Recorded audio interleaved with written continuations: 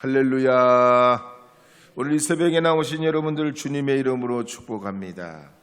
오늘은 10월 19일 토요일 새벽입니다.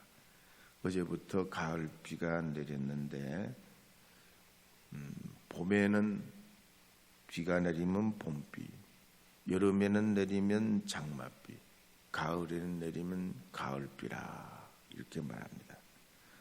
우리 하나님께서도 그렇습니다. 철을 따라 은혜를 내려주십니다. 이른 비와 늦은 비를 주시고 사모하는 심령 위에 은혜를 더해 주시는 줄 믿으시기 바랍니다.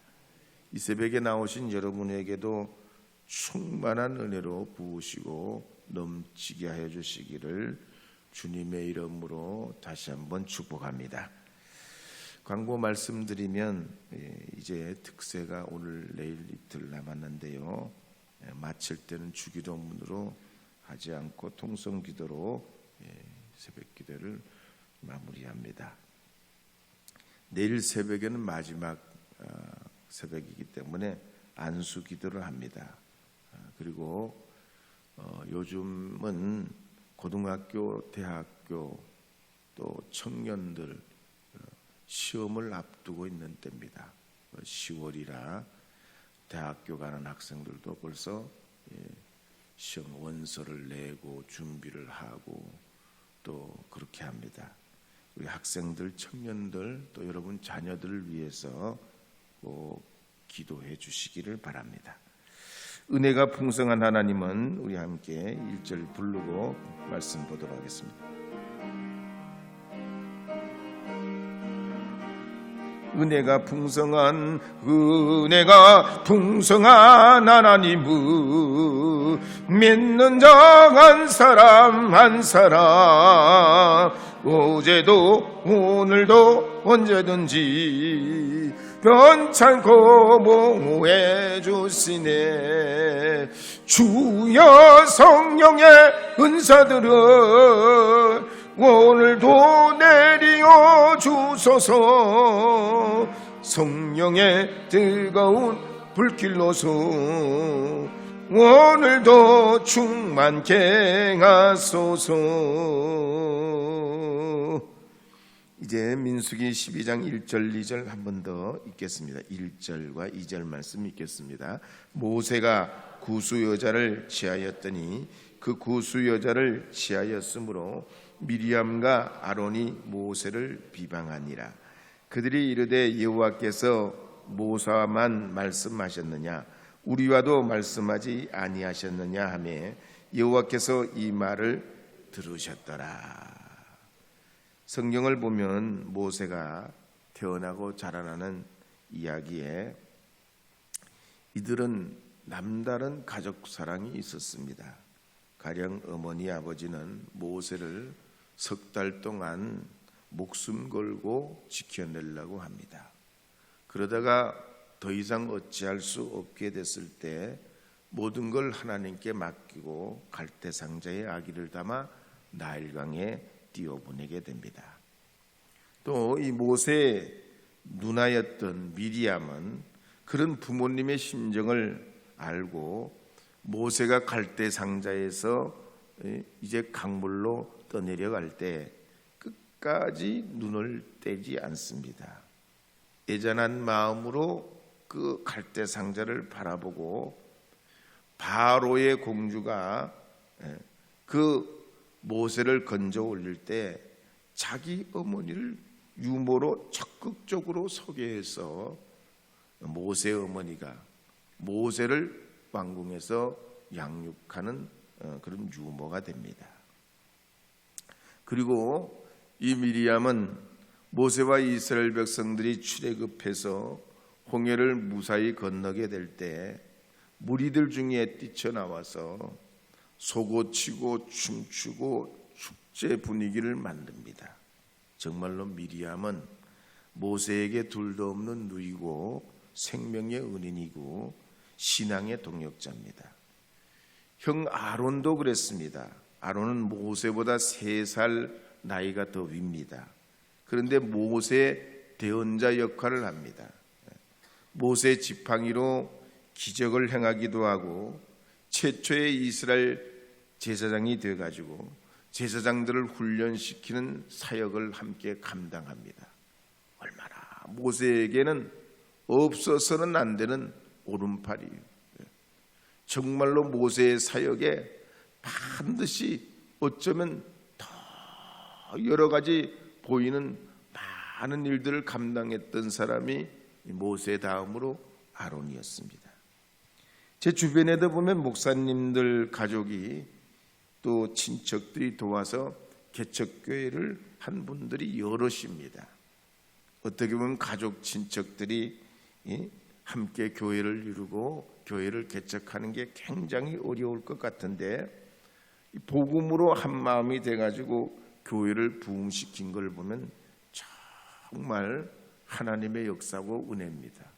우리는 그렇지만 가족끼리 일하고 가까운 사람들끼리 하다 보면 충돌이 생기고 갈등이 생겨가지고 문제가 될 것 같은데 또 가족들끼리 합심단결해가지고 이 모세의 가정처럼 하나님의 교회를 많은 영혼들을 주님께로 인도한 그런 교회들이 얼마나 많은지 모릅니다.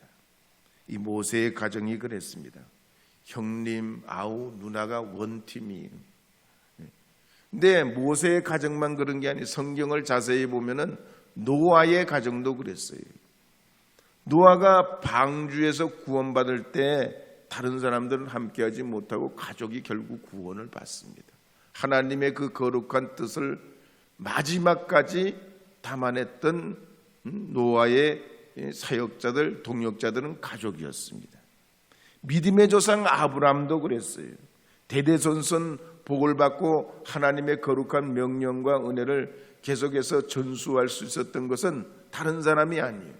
가족이었단 말이에요. 가족들. 그래서 아프리카의 속담에 보면 가정에서는 어머니의 사랑, 야산에서는 태양이 비친다 그랬습니다. 또 미국의 소설가고 중국에서 어린 시절을 보냈다가 돼지라는 소설을 써가지고 노벨상을 받은 펄벅도 말하기를 나의 가정은 돼지와 같다 그랬습니다. 그렇습니다. 오늘날 이 우리가 살아가는 시대 이 현대 사회는 아치라고 핸드폰이나 컴퓨터를 사람보다 더 친밀하게 여기고 보내는 이런 시대에 사람들의 마음이 약골이 돼 갑니다.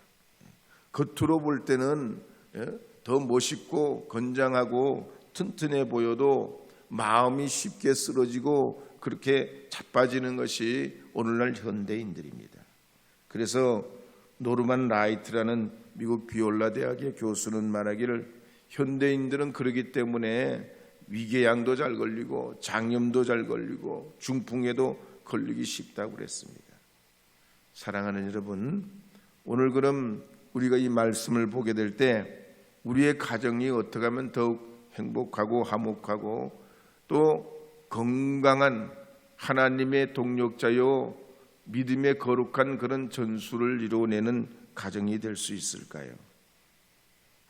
오늘 우리가 성경을 통해서 보게 될 때 이 모세의 가정에 원팀이었던 이들에게 문제가 생겼을 때 이들이 어떻게 풀어가고 있는 걸까요? 성경을 읽어보면 이들이 하나님으로부터 그 문제의 실마리를 풀어갑니다.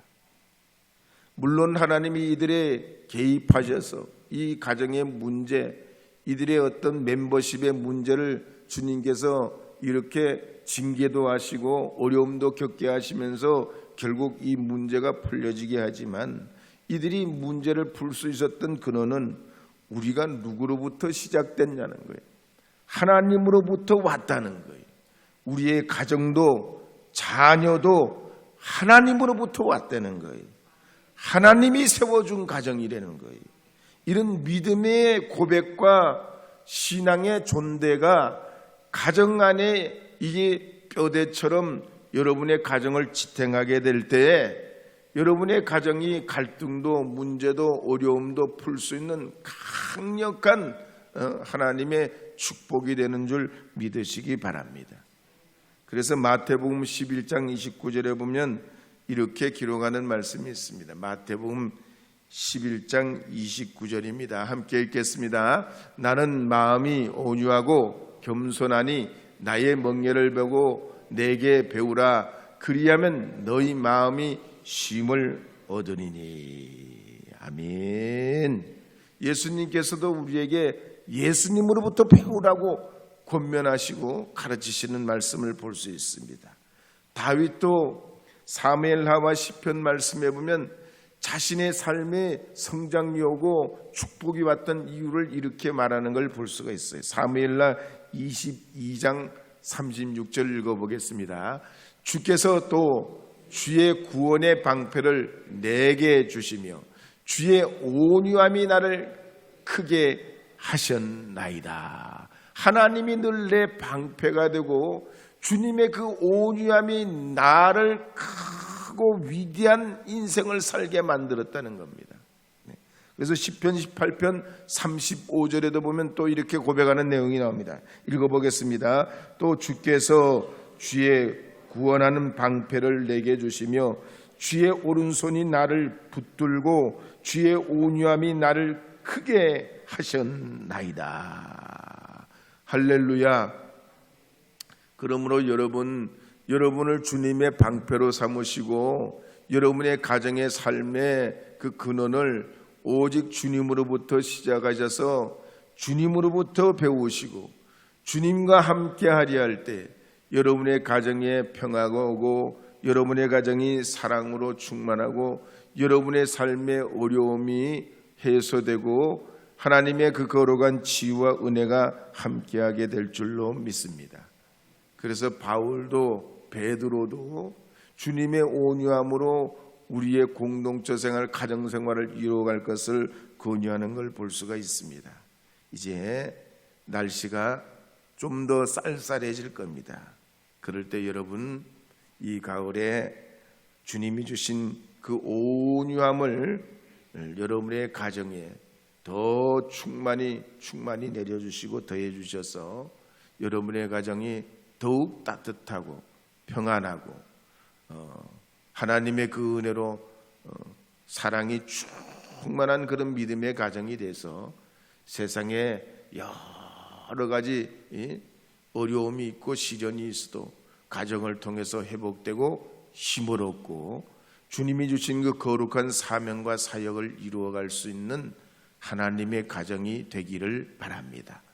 그래서 이 새벽에 오늘도 주님 앞에 더욱 의지하셔서 여러분의 가정과 또 자녀들을 위해서 간절히 뜨겁게 기도하시고 주님 앞에 소망하시는 여러분 되시기를 바랍니다.